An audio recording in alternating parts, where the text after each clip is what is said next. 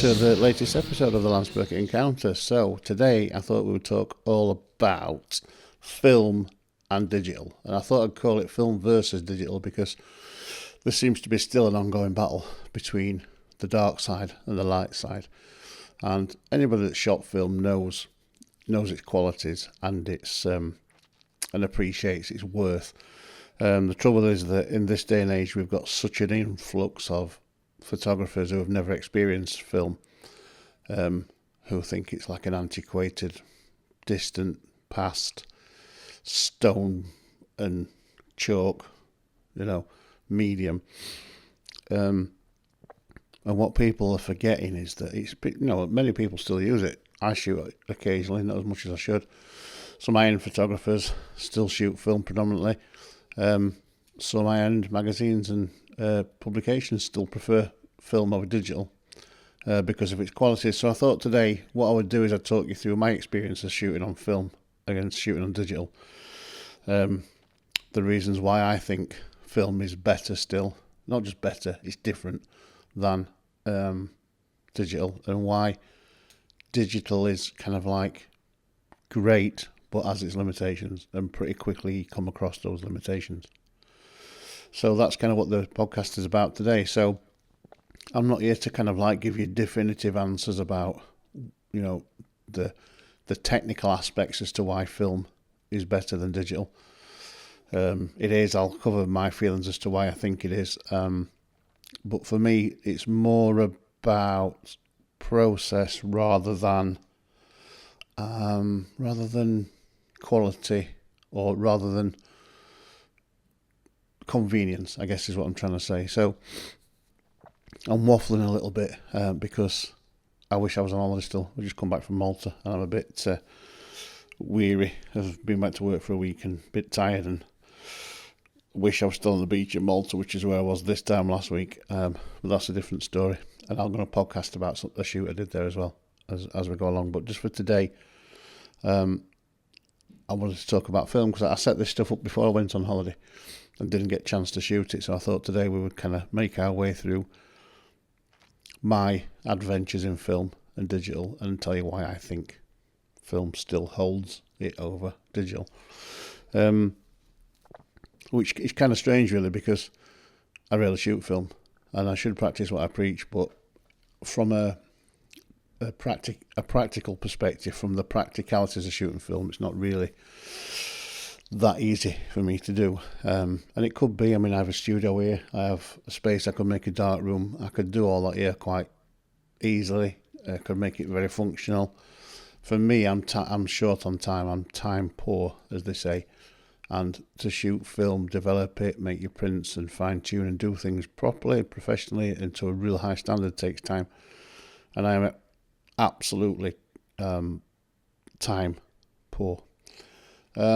So it's not an excuse, it's a reason, and I guess that's probably why a lot of people don't shoot film, because they're time poor. And I guess in this day and age there's not a real lot we can do about that, other than sit here and reminisce about how good film is and why we love to shoot it, and why we don't. And I was talking to my stepson Evan about this a few weeks back about musicians are now all digital, or predominantly digital, and what was the difference like between digital and analogue, because I recorded some demos on analogue back in the day, and he wanted to know was there a sound difference, and yeah, there is a key sound difference. The switching over to digital, I kind of say it kind of cleaned things up. It took away the edge and some of the romance of shooting on analogue, some of the depth of the sounds of the guitars, instruments, voices. And if you listen to music when analogue started to become a little less prevalent, mid-late 90s, you can kind of hear a shift in music, how it suddenly started to become very sharp and clean and crisp. And I guess if that's what you like, that's fine, but talk about a lot about it, little things like the sound of the drums. If you listen to any band from the 60s, early 70s, listen to the sound of the drums are just different class because of how they were recorded. And that's kind of lost a little bit now. It's rare that I hear a drum track and think, oh my God, that sounds really, really good. It generally sounds a bit clean. And I think digital photography is a very similar thing. We can equate the two quite similarly. That not just the kind of like the tonal range, the dynamic range, and the quality of a digital file opposed to a analog file. There's a distance in how you kind of do it, and what I mean by that is when you're recording on analog or you're shooting on anything analog, you have to pay a lot more time, care and attention to what you're doing, because you can't see whether it's worked until you develop it or until you rewind it and go from start to scratch. And if you want to edit some bits out or make a tweak, it's a lot more of a hands-on process than what it is on a computer. And the two are very similar in how they match up like that. And what I've found is digitally you can shoot with a, I don't, but you can shoot with a, oh, I'll fix that in post kind of mentality, whereas when you recorded analog, you got a completely different approach. So I think your mindset when you're shooting on film is a different mindset to when you're shooting on digital. And also as you're working away on your film, through shooting your roll of film, you can't just, shoot. You can't get the old camera, shoot, and have a quick look, think, oh, there's none of that going on. You got to shoot, know what you're doing, make sure your settings are right, know you've got it in focus before you move on to the next shot. And if you're doing something like street or something where the variables are moving a lot and you've only got a small window to shoot, that's where you earn the coin, as I say. Whereas on digital, you can do a quick shot. As it ballpark, I'm shooting in RAW, so I've got a lot of scope, bang, off you go. It's a different approach altogether. So the attention to detail, the attention to quality, the attention to process that when you're shooting film, I think is a lot more detailed than when you're shooting digital, because of what I just said. One of the things I used to do, I don't teach so much now, certainly photography skills, but when I first started teaching mainstream photography skills, I used to introduce students to a darkroom process first and to the analog process and make them learn how to load and shoot a couple of rolls of film, because it slowed them right down. And I found when you slow somebody's process down, they're thinking about it a little more, they're paying a bit more attention. Because an example might be, I think this roll of film I've got in here is it's a 36 exposure, black and white Ilford film, ISO 400, probably about £7 or £8 for that roll of film, and 36 shots, £7 or £8 a shot. It becomes quite expensive. So when you say to students, look, take your time, think about what you're doing,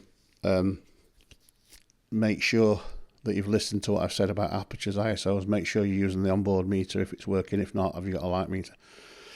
But make sure when you're practicing that you're not wasting film.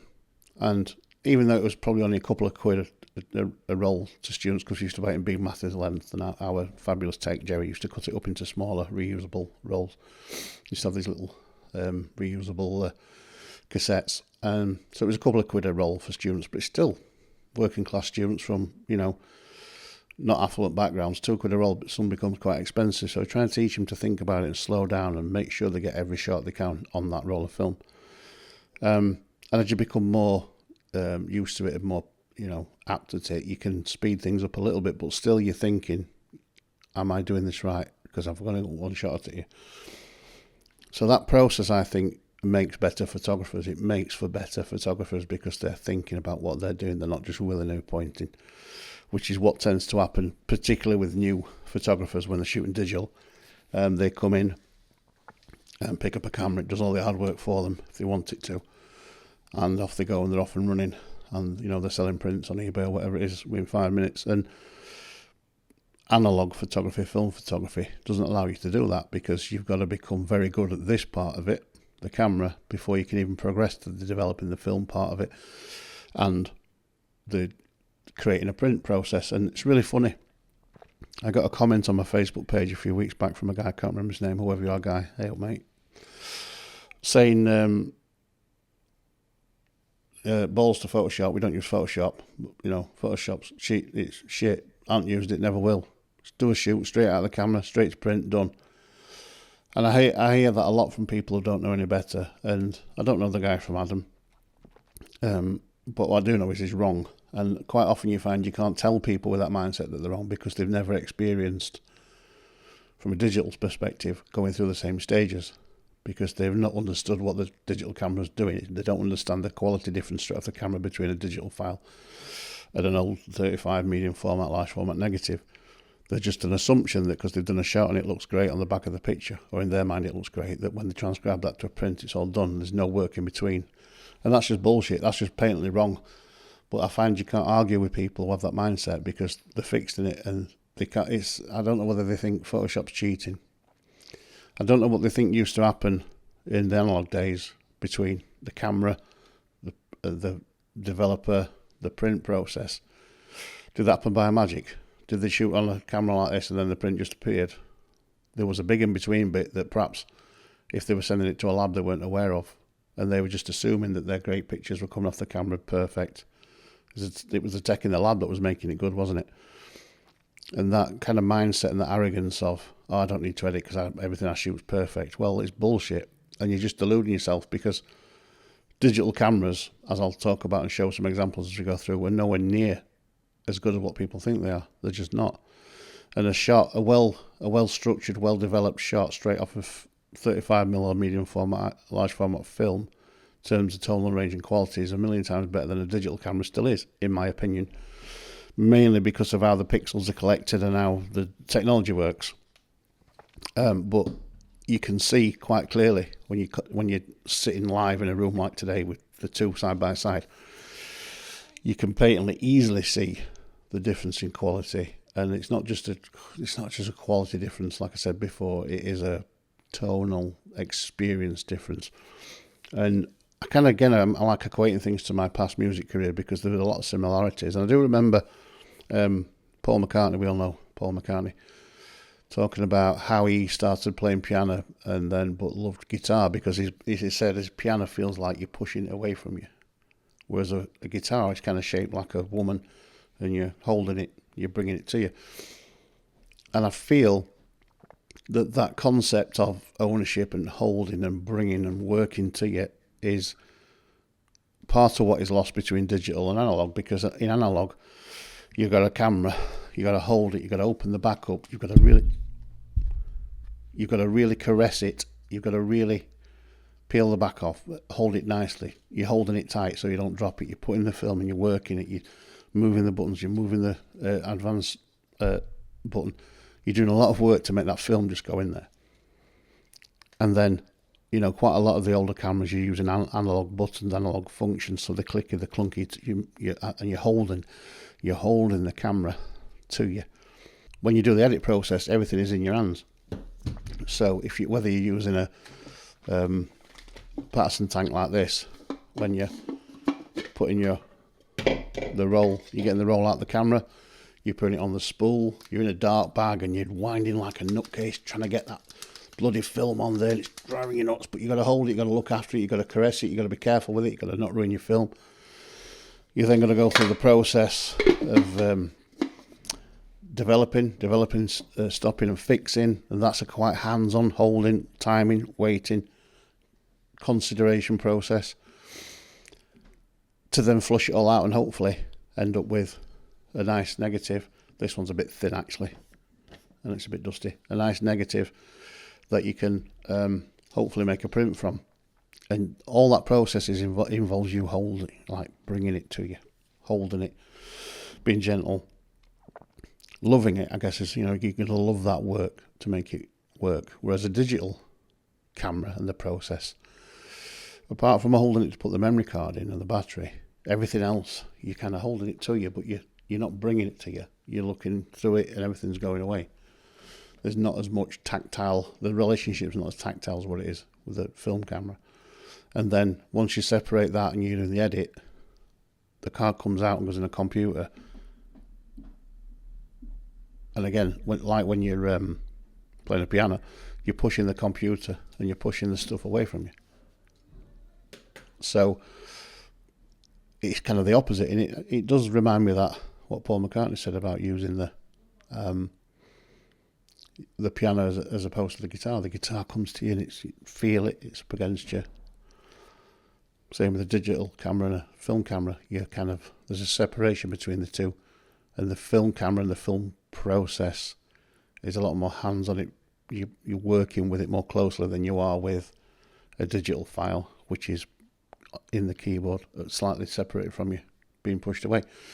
So I kind of understand that sentiment of, it's kind of like ownership. You know, there's a lot more thought, consideration, care taken when creating a film photograph than there is digital. Now, I'm not saying that professional photographers or competent photographers don't still take a lot of time, care and precision when they're taking digital photos. They do. But the process is different. Even if you're experienced, even if you can load it quickly, even if you can work your way around the camera quickly, the experience is different. It's a different mindset. It's a different approach. An example of that would be when I'm shooting digital, I'm shooting knowing what my camera limitations are and knowing what in the edit I've got to do further down the road.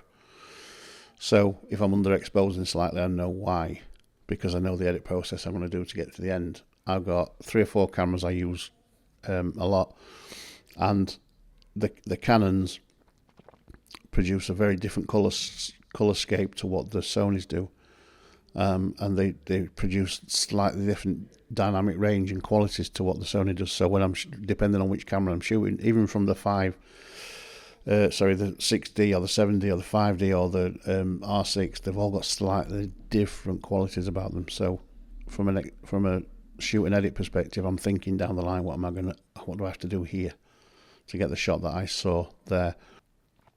So in terms of aesthetics, in terms of physical relationship with the camera, the film camera is a lot more fulfilling than the digital, but it's also a lot more challenging than the digital, which is some of the reason, I guess, why people don't embrace it like they might have had to at one point, because they're thinking, I've got so much to have to think about here, I'm going to miss the shot. I might spend 20 quid on film, get home and have nothing. I understand all that, but if you can push through that and get it right and take the time to learn it and get it right, the final outcome will give you a much bigger buzz and a load more satisfaction than a good digital file will. And it's not that simple. I know it's not that simple, and it is a time game, which is why I say I don't do it so much, because I'm time poor. But to anybody out there thinking about, I might have a go at film because I've never really done it, learn it, and you will become a different photographer because of it. I do harp on back a lot to my master's degree, which I did between 2015 and 2017, where I ended up shooting it all on film just to really push myself and to learn some new stuff, and I did, and I'm glad I did, because it not only changed my approach to photography, it changed my approach to digital photography and made me a better digital photographer, because what I remembered I'd forgotten in the film world. And we'll look at some examples of digital and film shortly, but I think if you're gonna kind of embrace photography and want to become a photographer of any kind of standing, you should still endeavour to understand film, shoot and make prints, because that's where the knowledge is for you to transcribe it then to digital. Because all the things you see in digital darkrooms came from the darkroom anyway. I'm sure everybody knows all that. We're talking about, things like dodge and burn, just the simple things like that, cropping, all those simple things, change the dynamic range, feathering, all that kind of stuff comes from the darkroom into the digital darkroom. So it's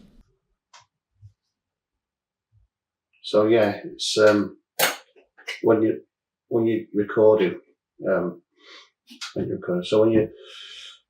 when you're working with film, when you're working with analogue processors, I think whether it's photography or digital music or analogue music, there's something to be said for slowing down, paying more attention, because you've got one chance to get it right. A couple if you can afford the mistake.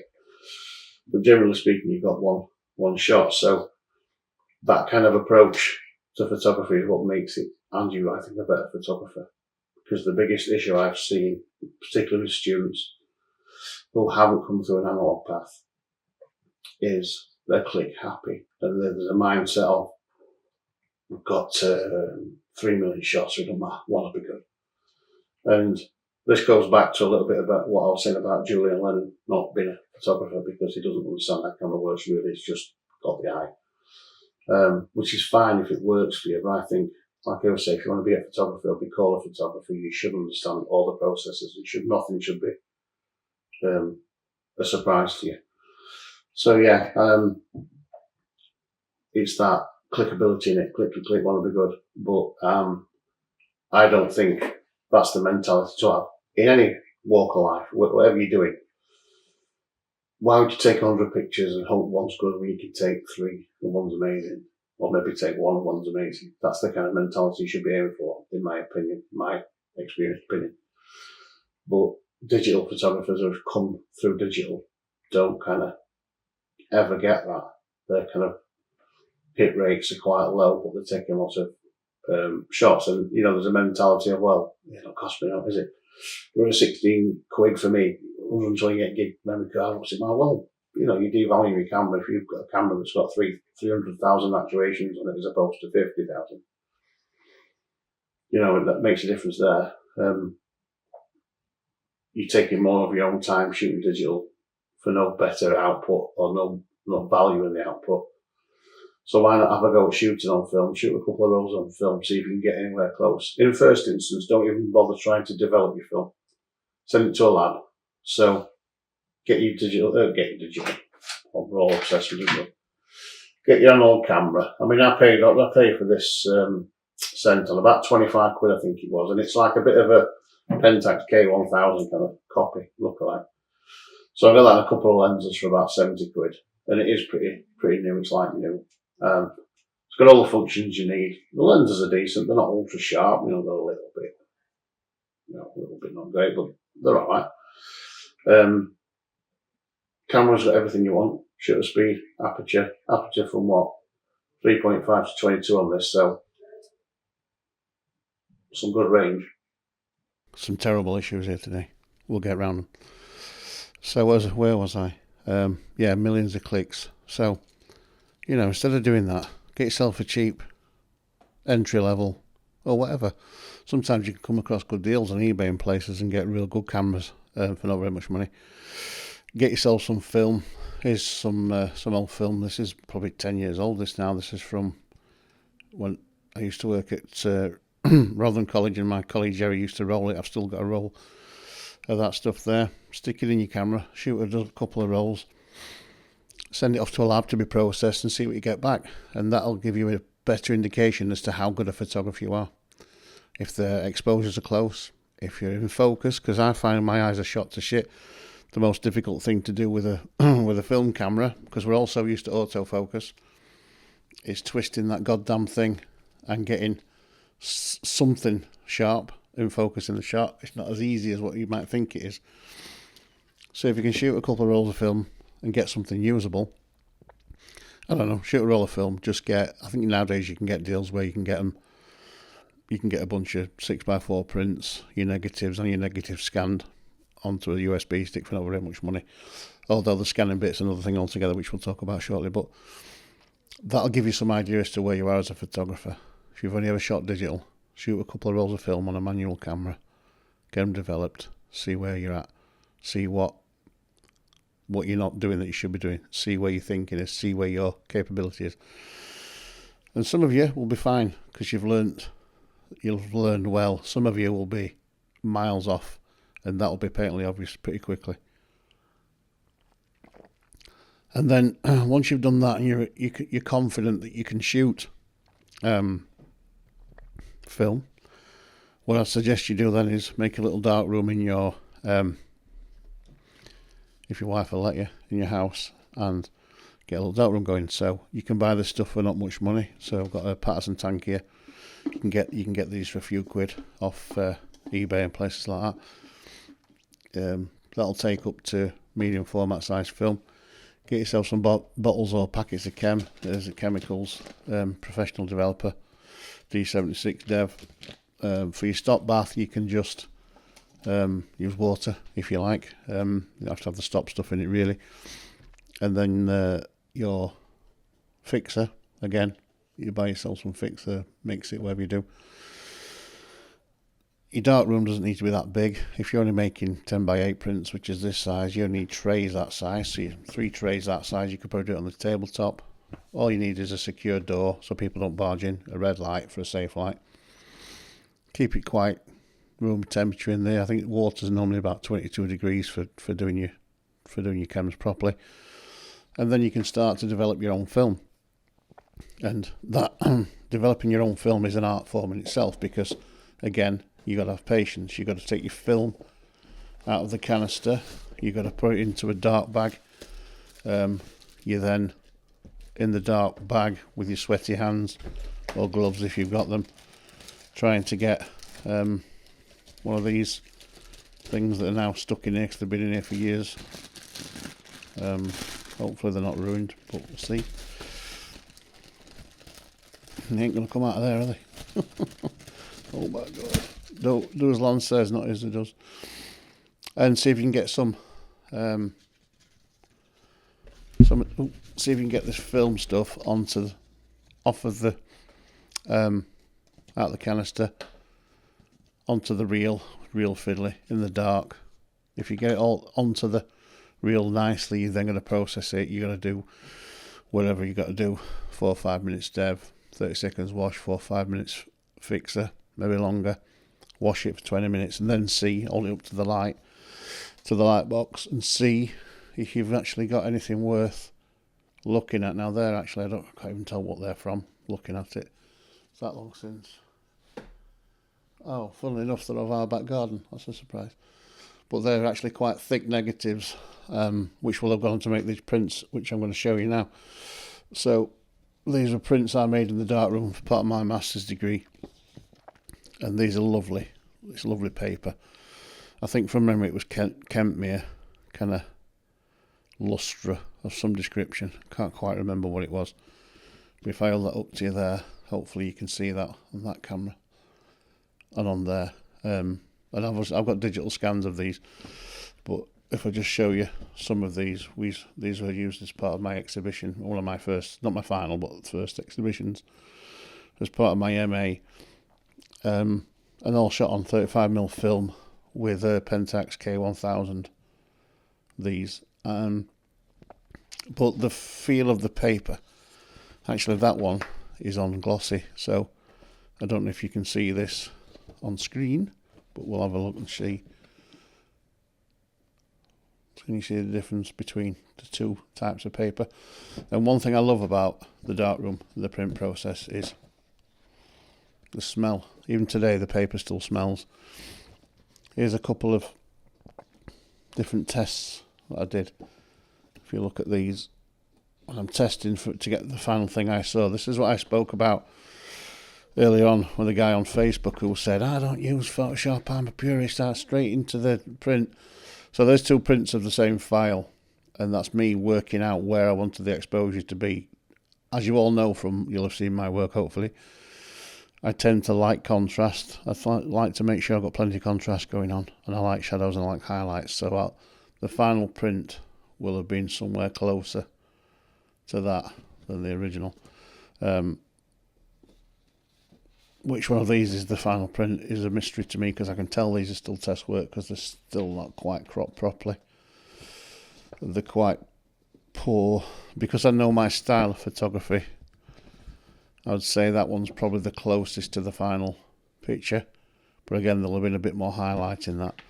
And you do that, there's various processes in the darkroom you can use. Even though we're shooting black and white, we're using colour graded filters on the enlargers, and as from a technical standpoint, I won't go into it here because it's quite difficult to understand, but the chemicals and the paper react slightly different to different bands of light. So if you want to get highlights and shadows, you can do that by mixing the filters and changing the colour mixtures in the filters to go for really contrasty or not contrasty, and that really does help when you're trying to mix and get the picture you saw. I mean, if you shot in camera correctly, follow the processes and developing your film correctly, you've come out with a nice thick negative like I got on these, like these here. You can then make a good print. If your negatives underexposed or overexposed, making a good print from it's not impossible, but a lot more difficult. So again, we got a process there, and the guy who was, I don't use Photoshop. I wonder what he thinks happens in analog world when you shoot a roll of film. What does he think happens to it? Does he not do anything in the darkroom? Does he just develop film, take it out, enlarge it as it is, without looking at the contrast, the exposures, without dodging a burn, without doing anything? Is he saying he's that good? because if he was that good on film, I've yet to meet them. If you look at something like Ansel Adams, who developed his own darkroom process, the zoning system for getting his prints exactly how I wanted them, and then we've got some arrogant Facebooker saying, I don't need to do that, me, I'm that good, bang, done. You know it's bullshit, I know it's bullshit, but part of the love for me of doing this work was retraining myself to work this way. I can smell the chemicals now, they smell great. It just takes me back to being in a dark room, podcast on your head, working away, nice and quiet, smell the chemicals, wash with water, brilliant. And there's a lot of love involved in going from start to finish. Now, I'm not saying I don't love my digital photography and my digital work. I do. I really do. You can see on this one here, I've had some kind of error go on. We've got some contamination because you can see the orangey bits on there, which is not a good sign. But this is just a small amount of, I went through probably hundreds of sheets of trying to get my pictures to where I wanted them to be. It's not easy, and even if you're an old hand at it and you've done it loads and you're well experienced, it's not easy. You've got to have time, you've got to have patience, you've got to understand the process. These were, I think, looking at them, just long exposures, just pinhole camera, long exposures, different process. A couple of negatives I've got here now. I know I tell people to look after things, but you can tell I've ruined a few of these negs because I didn't look after them. The box got wet and they all got a bit semi-damaged, but I made some lovely prints from them at the time, which I don't have here with me. But even when you see the digital scans of these, the quality compared to what you get from a digital camera, it's night and day.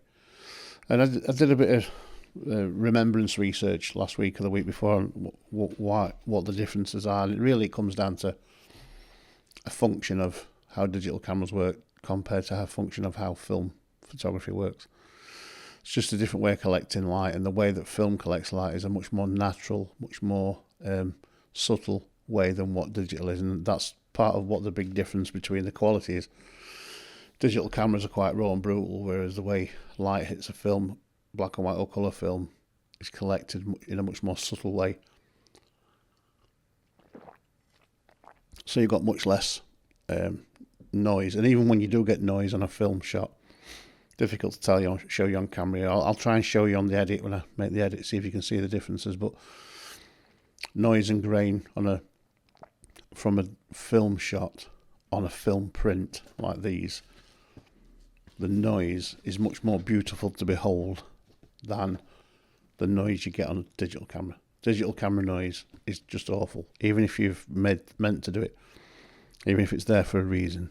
If you look at how noise works on both those mediums, the noise from an analogue medium is much more beautiful than noise from a digital medium.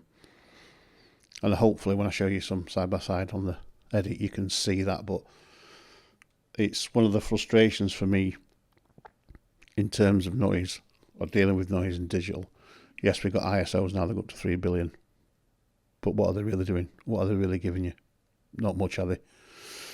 They can teach you how to not have to use your shutter or your aperture, probably. But from a quality perspective, they don't really bring anything to the party. Because digital noise is digital noise is digital noise, whereas analogue noise, it's kind of meant to be there because that's what you're doing. You got your 100, 200, 400, 800 ISO film, whatever it is. The noise comes with it. We know it's going to be there, but it's subtle and it's quite beautiful. Whereas digital noise looks like you've done it wrong, if that makes sense. So if you're a digital clicker, take a step back, buy a cheap setup, learn to shoot at first, use the camera, get some ProLab prints done, won't cost you very much. Move on to get your own little darkroom setup if you can. If not, see if there's a local college, I'll let you hire one out, go and do it there. They're becoming quite rare now actually, but even so, you can get paper for, I don't know, 20, 30 quid a box off eBay and places. Get your own paper, get your own setup, make your own prints, learn your own way of making things, and see how you get on. See where, be honest with yourself and see where you think you rank as a photographer from an analogue perspective, and I think many of you will find you're actually quite under par to where you thought you was, because I was, and I had to go back and do two clear years of practice to bring myself back to anywhere which you could be construed as decent. And again, here we have some large format. These are beautiful. Large format negatives shot on a large format camera with the bellows. I can't remember what camera it was. It was a lovely piece of kit though. Belonged to the college, it wasn't mine. But that will make lovely, lovely, lovely big prints. And I think in the end my project ended up being mostly medium format, Rolleiflex and Mamiya RZ shots that went into the exhibition. I don't think any of my large format stuff made it in there, but that was only because of the subject matter, not because of the quality of the pictures. I mean, if you look, that you can tell, even hopefully there you can tell. I don't know if I stick a white box behind it whether you'll be able to tell any better, but the negatives are really thick, really good. You'll probably not be able to see fuck all, will you? But that's the negative that I was working with. And the neg's really good, so I made good prints. It was just the subject matter that didn't make it. My project even ended up being about domesticity, basically me as a dad, because I ended up shooting the research stage. I ended up shooting in my back garden because I had a knee operation and I couldn't move much, so it ended up being around the washing line. So all of my work ended up being shot around the washing line. Sorry about the rustle.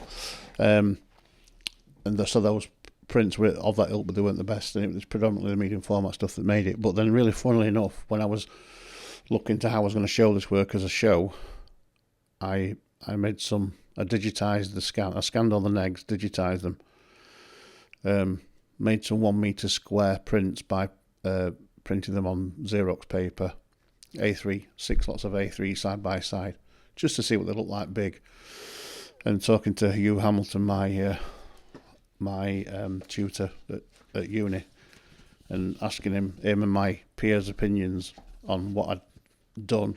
Did they think that it was worth investing lots of money in printing massive darkroom prints, which would have been difficult and costly, but I was up for it.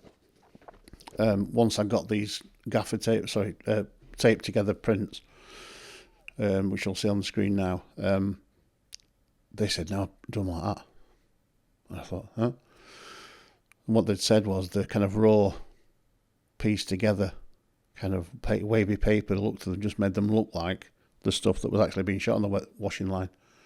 So what I did was I ended up replicating my garden in a gallery and hung all the big 1 meter square prints on a line, so it looked like the washing on the line, and it worked out well in the end. But my initial idea was to make massive darkroom prints, and I don't know if you've ever seen a darkroom, but trying to make prints a meter square, difficult and expensive. But that was kind of where my train of thought was going then. So ended up compromising. Well, not compromising, it went in a slightly different direction. And I ended up using digital scans printed on Xerox paper, taped together to make 1 meter square prints, which people loved when they got the concept, and exhibited it in my hometown in Rotherham again afterwards, after the MA. And I remember a lovely doctor from Rotherham General Hospital came to see it and said he thought it was some of the best work he'd ever seen, which was strange, but he was an art lover. He's passed away now, sadly, but he was a lovely guy. Not just because he liked my work, but because, he kind of helped me realise how it spoke to him, and how not just making pictures, but how you present them can speak to people. And he instantly got it. He got the back garden theme, he got the washing on the line theme. But that wouldn't have happened at all if I'd have shot that project on digital, which I was going to do initially. So the worth of learning analogue, or for me it was a relearning because I'd done it at school when I was younger and shot a bit over the years. made me a different, better photographer, because it slowed me down a bit. It made me think more about process. Not that I wasn't doing already, but it just made me realise that even though you're shooting digital, every frame should be counted. You shouldn't be discounting frames because it's cheap and free and easy. And I kind of went back on myself and started approaching photo shoots in a different way after that point, because I felt like I needed to be true to myself and true to how I thought photography should be, and not try not to become a clickaholic, because I hadn't been, but there probably was the odd occasion where, to be fair, I'd cheated and just picked the best one. I mean, you're talking about best part of 10 years since now, so you're always learning, aren't you? Or you should always be learning. So what I'll do now is I'm going to put some on the screen in the edit, and I'm going to show you. Hopefully you can see the difference between the quality, because we haven't really talked about much about quality. We talked more about process and being hands-on and that physical kind of connection you have with film photography, rather than the pushing away and distancing of digital. But I want you to try and see the difference between film and digital from a quality perspective. And hopefully you can understand. It's difficult to see when you've scanned things, because if you've got an analogue shot here, like these negatives, you look at them through a glass, a light box, and you get a little magnifying glass, and you can see the grain, you can see the detail, and it's beautiful. But then you do a digital scan, which digitizes it, which adds its own elements of stuff that's not there on the negative that you're looking at. So when you see a negative side by side scanned in next to a digital file, the two aren't as far away from each other as they would be. But it's very difficult on video for me to show you what it looks like. I guess I could get my electron microscope out and do that. Maybe I will one day. But hopefully you'll just take my word for it, that when you're looking at a negative through a light box with a magnifying glass, and you can see the true beauty of it, the quality of it, how the light is collected, how it falls off. It doesn't end like it does on a digital camera. The way the light scatters more on a digital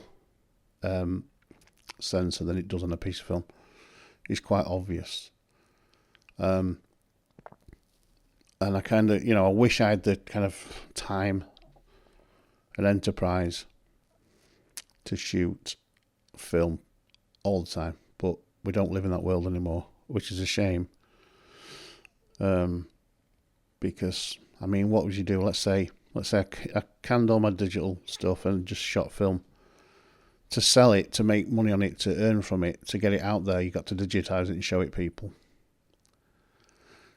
And most people, as you know from other things I've said and talked about, are visually illiterate. They wouldn't know a digital scan from a digital sensor picture. So what's the point?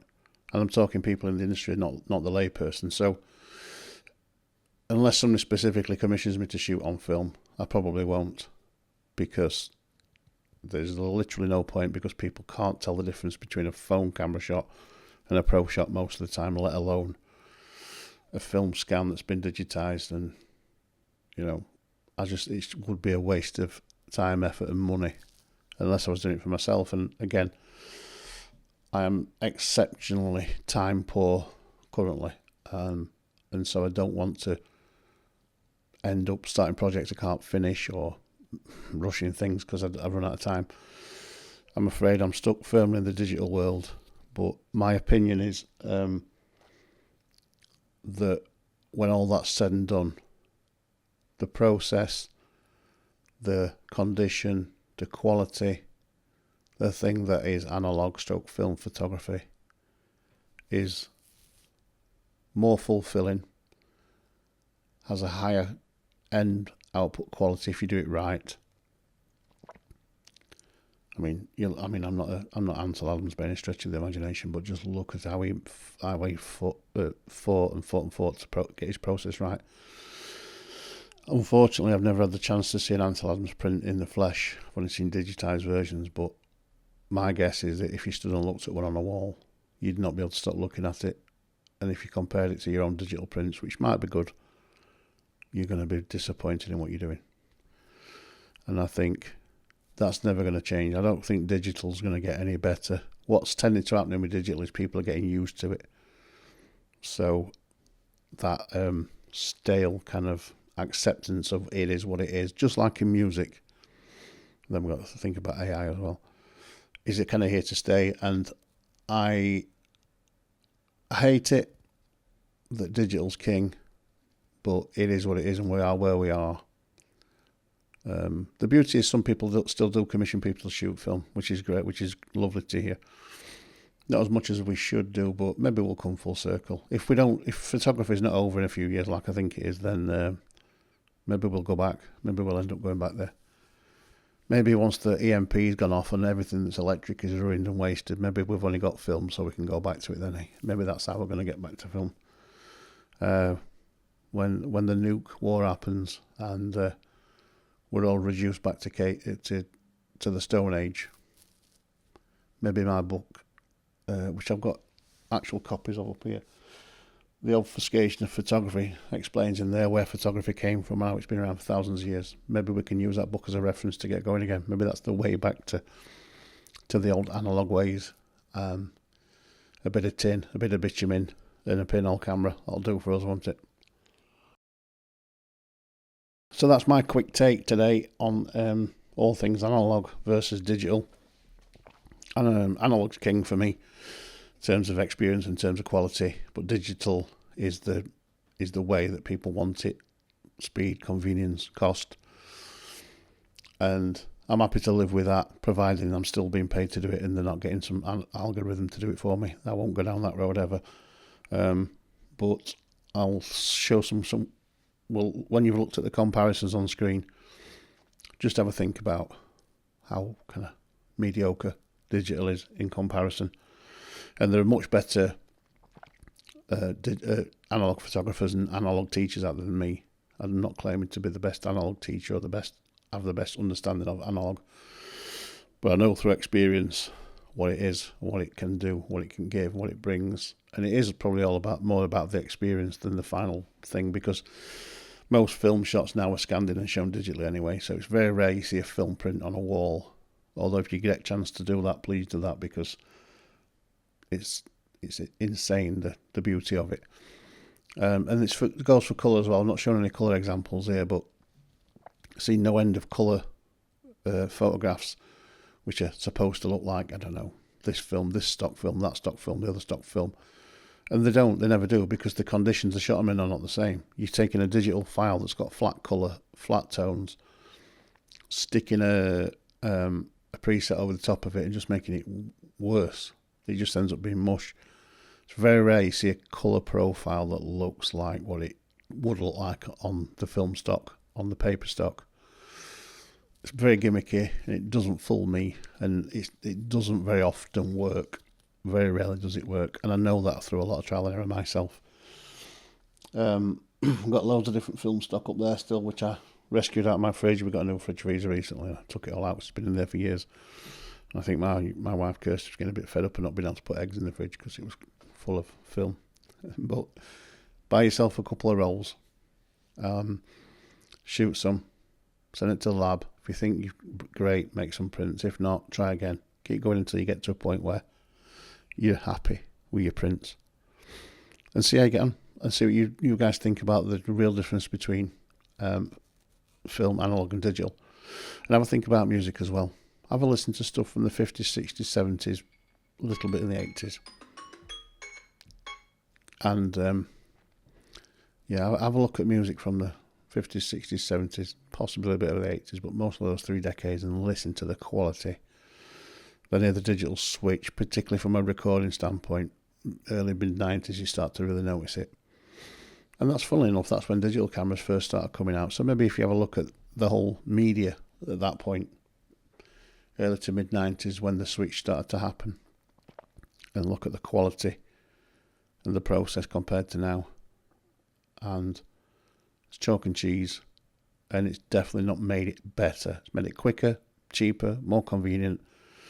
But within that, everybody can now be a photographer, everybody can be an editor, everybody can be a musician, everybody can be a songwriter. You know it's bullshit, I know it's bullshit.